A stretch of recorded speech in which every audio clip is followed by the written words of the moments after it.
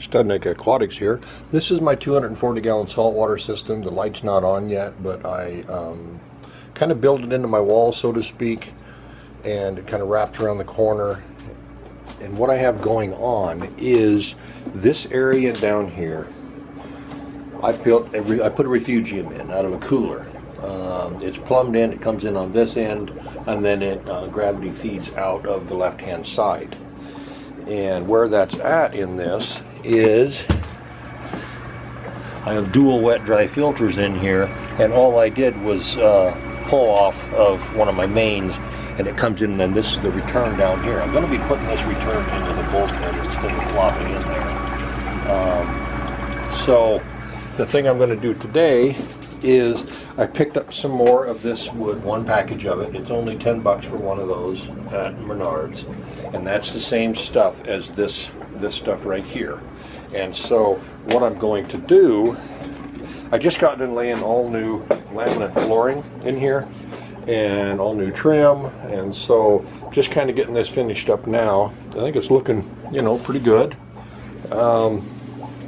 I'm going to, and I've already started, I need to have a wall in here, and I'm going to build it out of this stuff here so that it matches. But this wall needs to be removable on the bottom side. I also need to put a vent in it so that I can be moving air across there. So I already have the boards in there. I've got my magnets in there. I have a 1x4.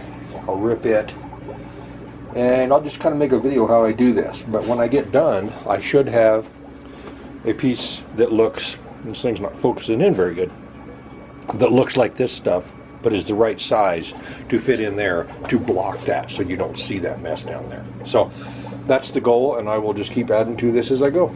I mentioned that I'm going to have to have a vent in here, and I'll explain why. This is in my basement, but in the summer, of course, it can get up to 101 degrees or whatever.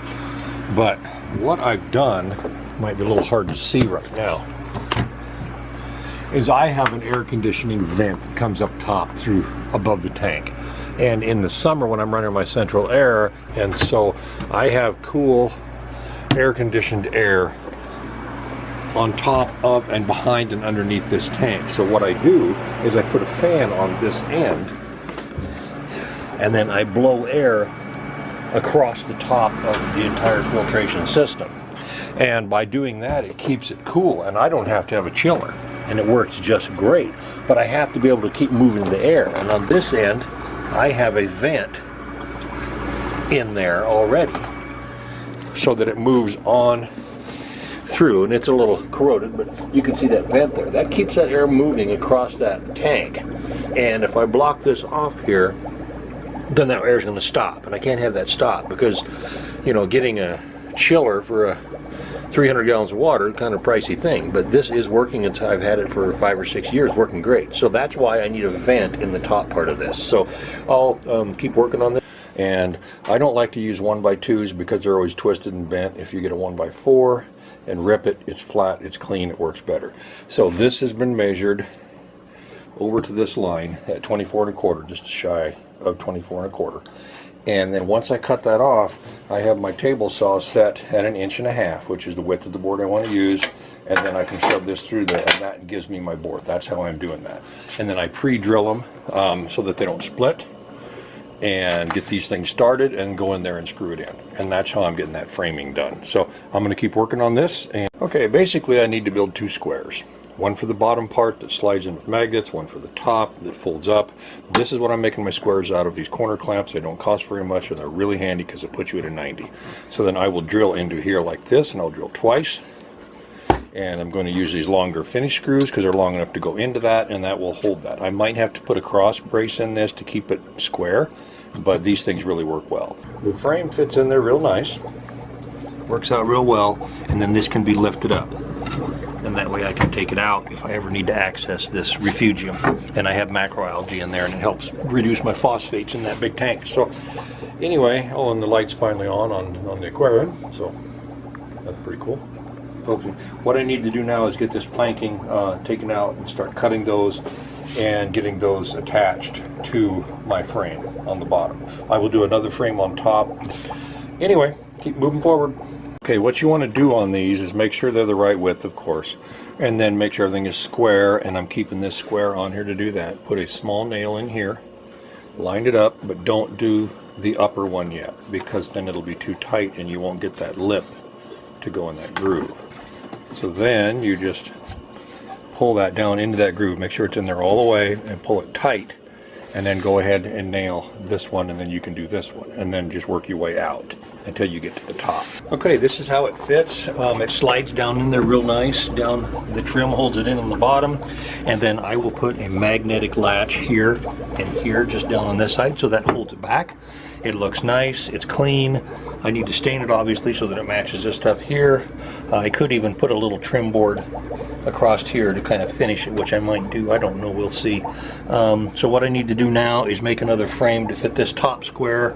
I will be putting a vent in it, and then I'm going to hinge it so that you can lift it up, and then it'll have a magnetic latch up top.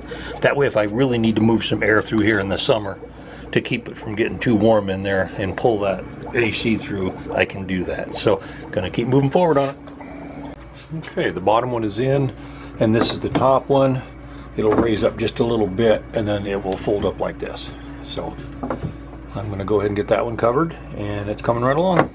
I did get my magnetic hinges in, latches I guess, right there. Works very well.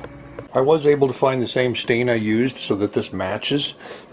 And one thing you definitely want to do whenever you use stain is stir it. Really stir it and get all that stuff out of the bottom. They don't really, really don't shake it. If you shake stain, you get bubbles in it, and then you have air bubbles on everything. So you have to stir it.